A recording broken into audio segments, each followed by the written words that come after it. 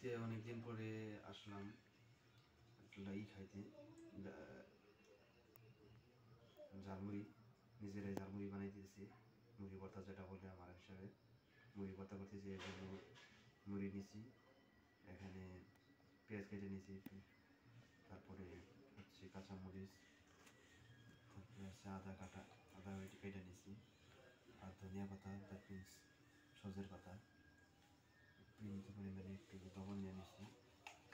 তো একটু তেল দিয়ে দিতেছি, এটা হলো সরিষার তেল, খাঁটি সরিষার তেল।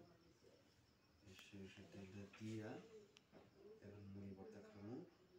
মুড়ি ভর্তা বানাই এই যে দেখতেছেন, এই যে আমি তেল দিতেছি, তো আপনারা দেখেন। আমি একটু দিলাম, এখন বেশি করে তেল দিবেন না, কারণ বেশি যত মুড়ি পাবেন মুড়ির উপরে অনুপাতে তেলটা দেওয়া উচিত।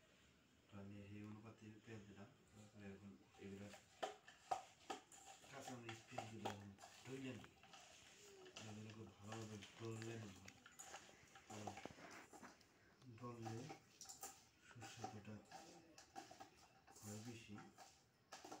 এই যে ডললাম আমার হাতে, এই যে কত সুন্দর করে ডলছে। একটু ক্যামেরাটা ই করে দেখা যে এই যে কত সুন্দর করে টেনে নিচ্ছে কাঁচামরিচ।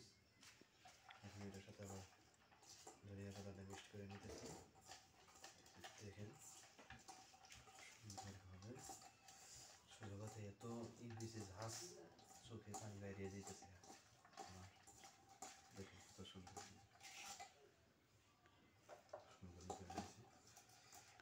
তো এখন আমরা রান্না তাহলে ইয়ে হবো, সুস্বাদু হবে। এখন মুড়িটা ঢেলে দিই, যেহেতু মুড়ি কমে দিতেছি। এটা সম্পূর্ণ মুড়ি আমাদের নিজেদের ভাষা মুড়ি, তাই জানিছি বড় বড় করে দিতেছি।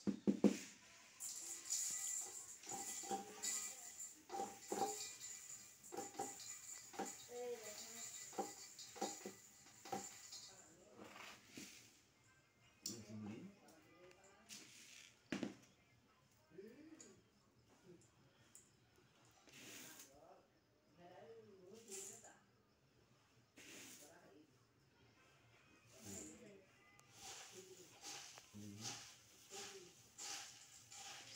ভর্তা এখন বানানোর জন্য আগলা তৈরি করে দিতেছি, এটা মিক্সড করে দিতেছি এর সাথে। সাতটা ওটা ভর্তাটা মুড়িটার সাথে মশলাগুলোর সাথে মিক্সড হয়।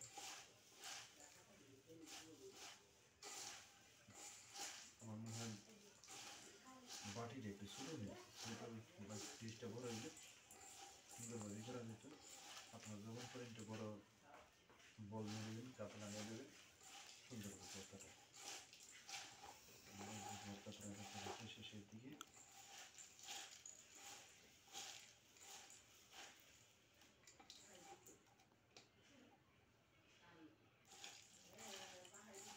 অবশ্যই করা যাবে না,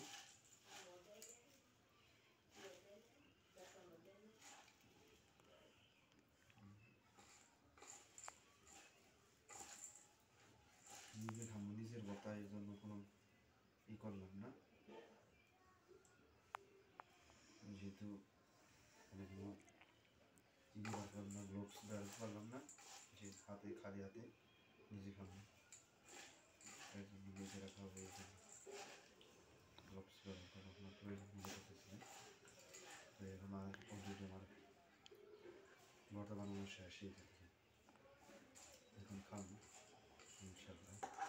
তো সবাই আমার ভিডিও কেমন হলো ইনশাল্লাহ কমেন্টে জানাবেন, এবং ভিডিও যদি আপনাদের ভালো লাগে তো অবশ্যই একটু সাবস্ক্রাইব করে দেবেন এবং নোটিফিকেশন অন করে দেবেন, কারণ নেক্সট টাইম আবার ভিডিও আপনারা দেখতে পারেন আমার শুরু করে। আপনারা সবাই ভালো থাকেন, আল্লাহ হাফেজ, আসসালামু আলাইকুম।